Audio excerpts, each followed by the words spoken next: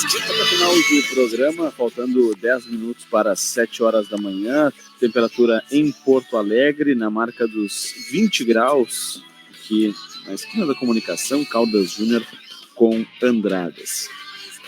Agradecendo a audiência e a sintonia de todos aí, muitas mensagens chegando na nossa interatividade. E já está na linha conosco, a quem eu agradeço a gentileza de nos atender agora pela manhã, o Dr. Gerson Junqueira Júnior, presidente da ANRIGS. Presidente, bom dia, tudo bem com o senhor?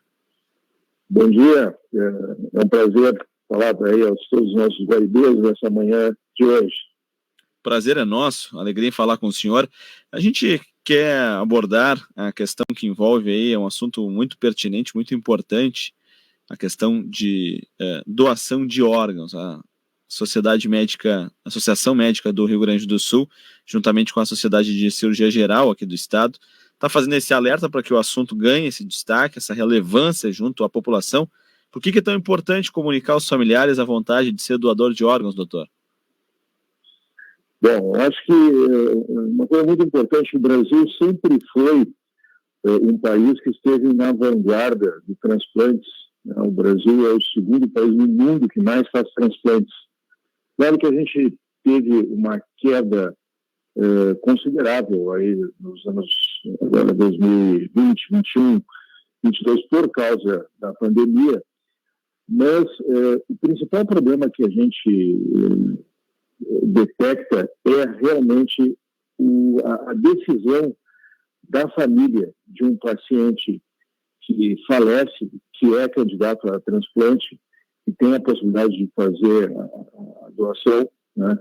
E que manifestamente se diz um doador, se a família, no momento da morte desse paciente, decide não doar, o paciente não vai ser um doador.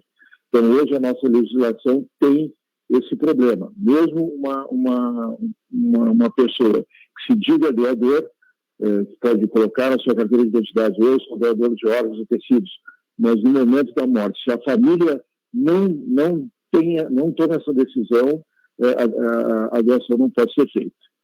E isso, de fato, tem sido um número percentual muito, muito, muito grande. Eu tenho alguns números aqui que são esclarecedores. Por exemplo, em 2020, 38% das famílias disseram não à doação. Isso, no ano de 2021, passou para 43%. E no ano de 2022, agora esse ano, isso passou para 45%. Então, é muito importante que qualquer um de nós que toma a decisão de ser um doador, isso precisa ser muito bem conversado, dialogado, entendido com os nossos familiares, porque se no momento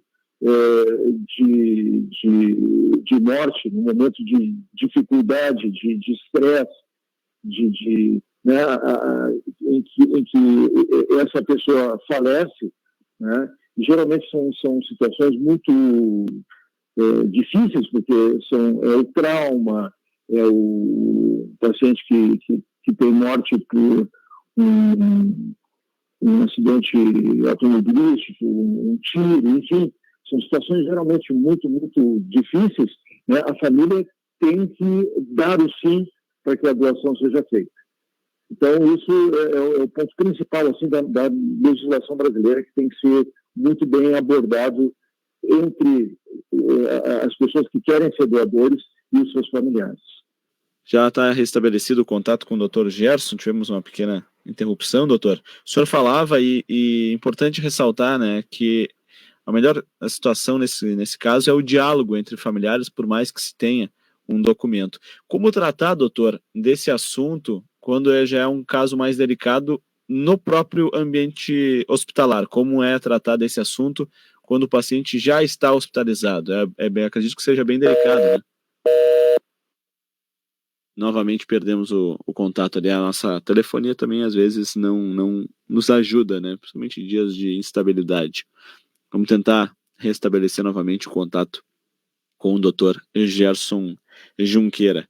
No Brasil, a decisão sobre a doação ou não de órgãos e tecidos de uma pessoa falecida, ela é dos familiares. Isso de até segundo grau. e cônjuges maiores de 18 anos. Então, a orientação expressa a vontade para os seus familiares e, por mais que se tenha no registro, né, da carteira, os familiares que optam e decidem nessa questão. Doutor Junqueira, o senhor me ouve? Guilherme. O senhor me ouve? Estou de volta. Maravilha. A gente conseguiu restabelecer o contato. O senhor ressaltava ali a questão dessa comunicação, né, com antecedência, conversar sobre o assunto com a família, mas eu lhe questiono como é que funciona quando esse assunto não foi abordado com a família anteriormente e acaba tendo um contato que acaba tendo que levantar esse assunto dentro do ambiente hospitalar. Acredito que seja um pouco mais sensível, delicado de se tratar, né? Exatamente, né? Como eu havia comentado, a situação de morte, ela geralmente é um momento crítico, um momento de crise entre os familiares, né? Claro que todos os hospitais têm equipes preparadas, prontas para fazer essa abordagem junto à família, mas precisa haver previamente essa conversa entre o paciente que é doador e os familiares, né? E por isso que é importante a gente se engajar nessas campanhas de esclarecimento, de educação, né? Uma coisa que faz os familiares dizerem não à doação, muitas vezes é aquele medo de que mas quem é que vai receber os órgãos, né? Como é que é feita essa distribuição dos órgãos? Um paciente que falece, ele pode doar muitos órgãos, né? Ele pode doar o seu coração, os seus pulmões, os seus rins, o seu pâncreas, pode doar tecidos, pode doar córnea, pode doar medula óssea, tendões, músculos, pele, vasos sanguíneos, enfim, é tanta coisa que pode ser doada e tantas vidas que podem ser salvas com um paciente que falece, né? E isso precisa ser muito bem esclarecido. Tudo isso, no momento que é detectado um doador e a família diz sim, isso vai para a Central de Transplantes da Secretaria Estadual de Saúde, que tem uma lista única, com registro de lista de espera muito rigoroso, né?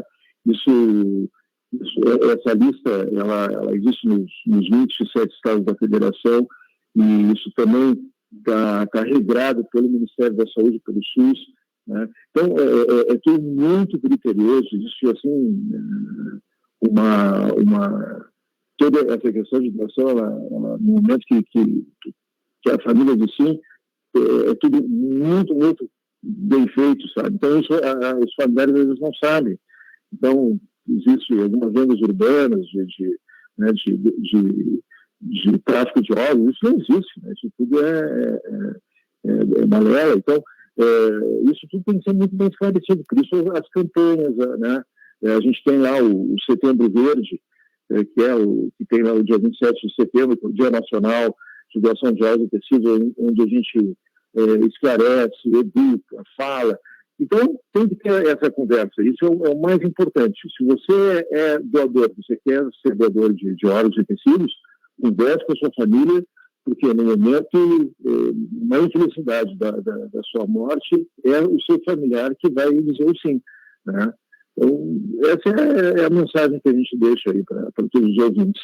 Perfeito. Até por conta do nosso horário, a gente não vai conseguir estender um pouquinho mais, mas eu quero agradecer, e essa sua última fala, essa questão que envolve o desconhecimento sobre o processo de doação de órgãos é que faz muita gente negar. Então, se você tem um familiar aí, converse, né? Aproveite para conversar sobre esse assunto aí, já de forma com antecedência, né? Não precisar se acometer de alguma doença, algo nesse sentido, para poder abordar esse assunto, mas já tenha de comum acordo com os seus familiares. Dr. Gerson Junqueira Júnior, presidente da ANRIGS, quero agradecer a gentileza de atender a Rádio Guaíba na manhã desta quarta-feira, lhe desejar também uma boa reta final de 2022, um feliz ano novo para o senhor e toda a família. Obrigado por nos atender inúmeras vezes aqui na programação da Guaíba nesse ano de 2022.